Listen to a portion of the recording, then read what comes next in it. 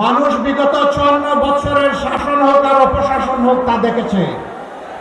ওইটা দেখতে দেখতে ক্লান্ত হয়ে পড়েছে। এখন বাংলাদেশের জনগণ পরিবর্তন চায়, পুরোনো বন্দোবস্তের রাজনীতি আর দেখতে চায় না। তিস্তা পাহাড় থেকে শুরু করে সমুদ্রের পার, জাফলং থেকে সুন্দরবন, টেকনাফ থেকে তেতুলিয়া, সকল জায়গায় আজকে মুক্তির পক্ষে, ন্যায়ের পক্ষে, ইনসাফের পক্ষে।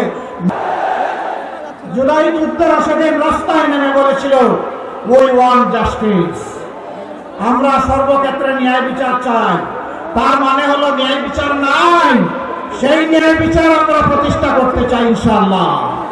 রাজার জন্য যে বিচার, সকলের জন্য সেই একই বিচার।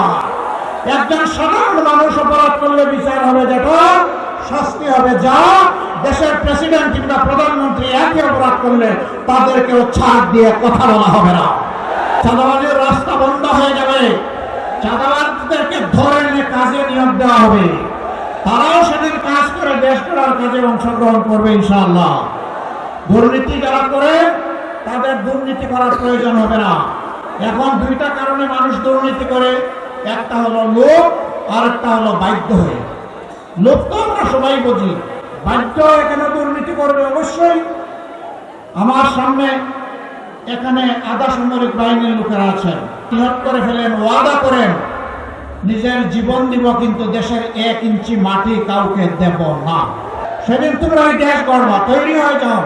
এই দেশ তোমাদের জন্য আমরা গড়তে নেমেছি, তোমাদের হাতে এই দেশের ভার আমরা তুলে দিতে চাই। একটি হচ্ছে সমাজের সকল স্তরে আপনাদের অধিকার এবং মর্যাদা, দ্বিতীয়টি হচ্ছে আপনাদের নিরাপত্তা। আজকে এই দুটির অভাব। ইনশাআল্লাহ আমরা এমন একটা সমাজ করতে চাই, পুরুষরা পাবে পুরুষদের অধিকার, মহিলারা নারীরা পাবে তাদের অধিকার।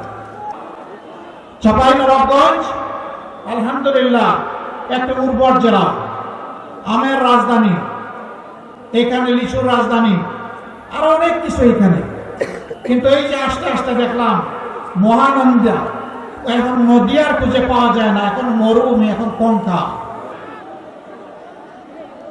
এই আমের রাজধানীতে আম সংরক্ষণ করার মতো কোনো হিমাগার বা সংরক্ষণকার নাই।